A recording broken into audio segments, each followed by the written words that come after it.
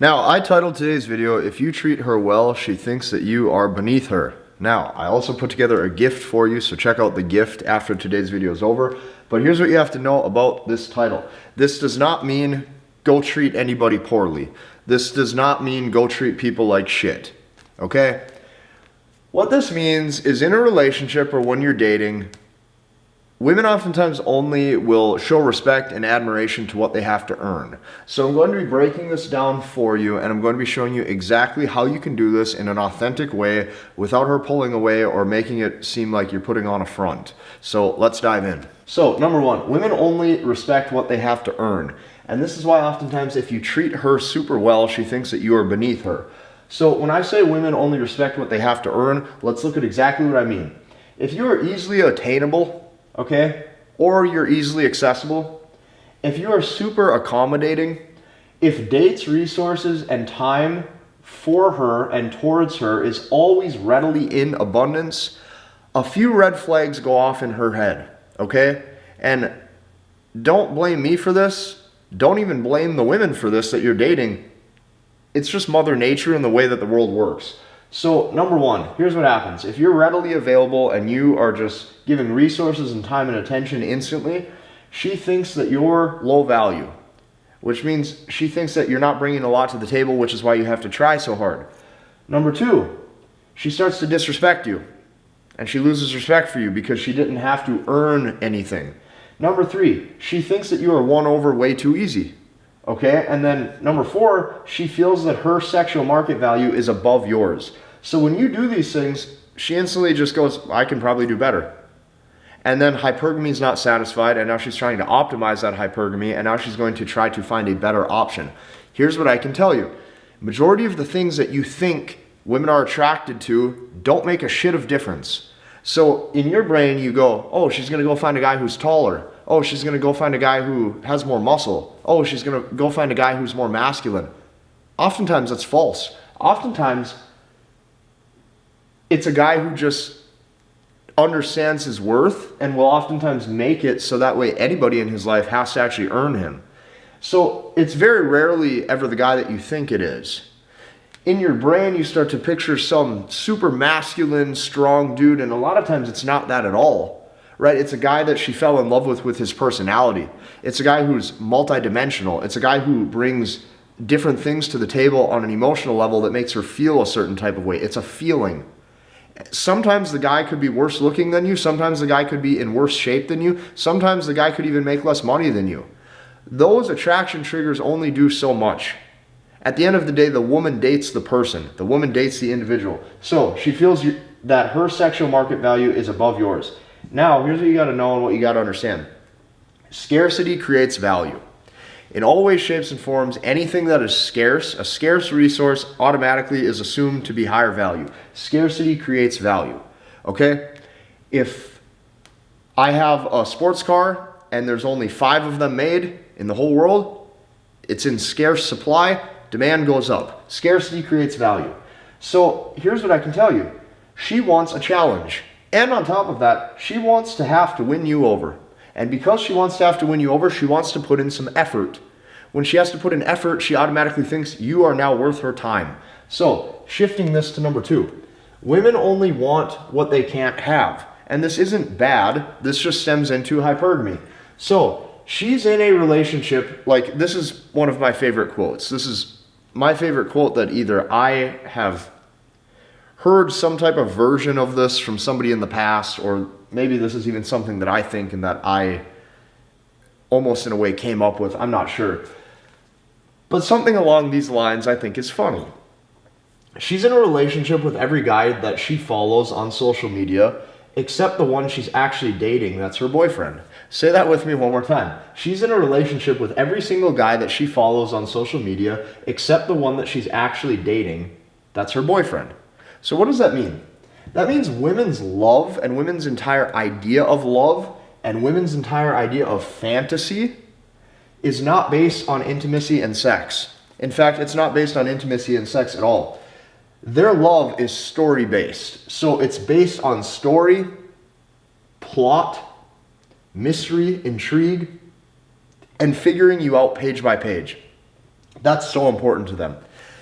They are not thinking of dating and they're not thinking of love in the way that you do.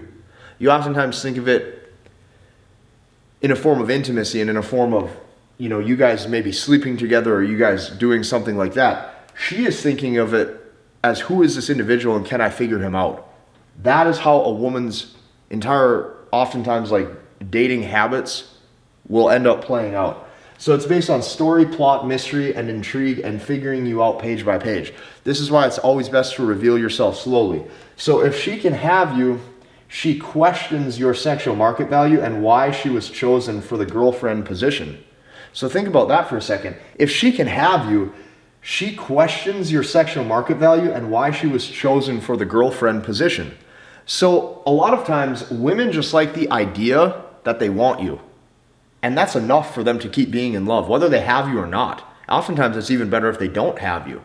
It keeps fueling that drive or that fire to be in a slow pursuit. Okay, so here's what I can tell you. Things need balance. This whole video is not about treating people poorly, okay? Do not treat people poorly. But if the only emotion you give is a positive emotion, things get boring for her very quick. So let's look at all the things that a movie has, okay? A movie has plot. Things happen step by step, okay? A movie also has tension. There's typically a villain and there's typically a hero. There's typically some other characters and they fit into the mix in some way, shape, or form. On top of that, the hero and the villain both typically has friends. So there's tension, okay? There's people.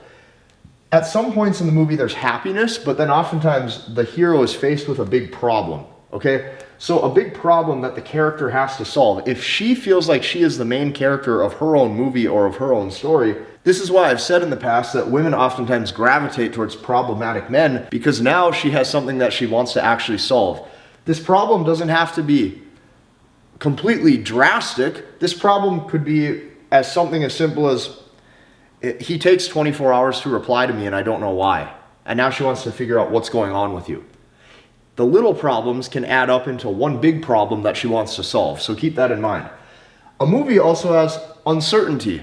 When you watch it, you don't know if the hero is going to succeed. And sometimes in the end of that movie, the hero does not succeed. And the funniest part about that is then they make a second movie or they write a second book on it. And then they get all of the masses to watch the next episode. Okay, and on top of that, the hero will sometimes find success. And then the problem's solved. So what I'm looking at here is a roller coaster. You're looking at a roller coaster of emotions that a movie will bring, that a story will bring. This is important. She wants to feel different things. And even look at this on a level that is masculine. If the only thing you're bringing 24/7 is just, a masculine demeanor, a masculine attitude, and you're constantly in that dimension, if she sees that that's all there is to you, it's going to be very hard for her to date that guy beyond something that lasted for a few weeks or a few months. It's going to be very, very hard because she needs to see that there's more complexity, there's more depth, okay? A good way that you can kind of wrap your whole brain or your whole mind around this is you have to understand how people evolve and adapting to circumstances and environment. This is very important. So 1,000 years ago, or throughout, I'm not like a scientist, I'm not a person who's very smart on books or biology or whatever, but we've all heard things like this. You hear things like, animals have had to adapt over hundreds or thousands of years to their environment. So over 1,000 years, animals have to adapt. This is something that people kind of know or people hear, okay? So I'm going to relate that to dating. Guys today will often say things like, I don't like how things are today. I don't want to have to change. I don't like to adapt to the circumstances of my environment. Sometimes that circumstance can be dating profiles. Sometimes it can be how you present yourself online to the world. But that's your environment. And guys will say, I don't like how that is. I don't like how things are today. Well, here's what I can tell you. If you live by the attitude of who cares, I just have to adapt regardless, you're going to get more success, because if you kind of look at what happens in the animal kingdom, and like I said, I'm not some, biology major or whatever, But I've heard these terms over the years. I've heard things like animals have to go through a process when mating called natural selection. So number one, natural selection. Animals look at survival of the fittest. Another third thing, animals look at environmental adaptation. The same rules in some way, shape, or form will apply to you. You're going to have to look at environmental adaptation and adapt. And the ones who adapt to their environment, women will see that that is a good bet for survival. So you have to take account for everything. You have to look at everything. You have to look at the whole picture. Because what you have to remember is two of the most important things in your life will be these two: survival, living day to day and being healthy, and replication. Making sure you have a good dating companion, a good girlfriend, whatever the case may be. Survival and replication, those are two of the most important things. In order to gain some sort of replication, let's say if you were to have kids one day, you have to bring survival value to the table. That means she needs to feel a lot of different things. And she needs to make sure that she can win you over so she respects you. So if the only thing you do is treat her super well, she thinks that you are beneath her. And on top of that, she starts to think that she can do better. If you like this video, I want you to hit the like button, comment, and subscribe. Check out the gift that I made for you below. I promise you that you're going to love it. I promise you that I put a lot into it, and I made this so that way you actually have better processes, knowledge, information at a deeper level than you did not have before. We'll see you in the next one.